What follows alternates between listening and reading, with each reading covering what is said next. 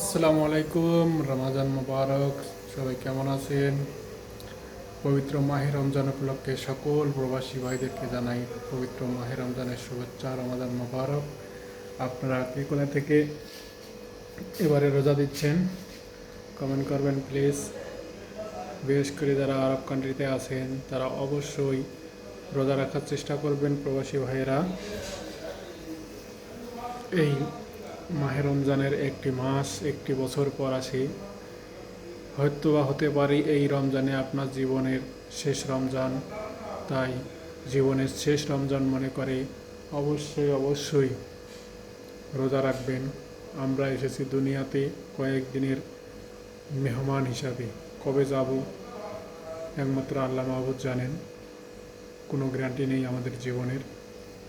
তাই বলছি যে জীবনের শেষ রমজান করে মনে করে হলেও এই রমজানের অবশ্যই রোজা রাখার চেষ্টা করবেন।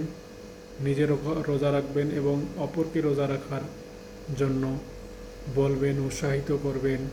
আর এই রমজান মাসের কারো পরিবর্তনে দেখে কোনো হাসি ঠাট্টা করবেন না। সবাইকে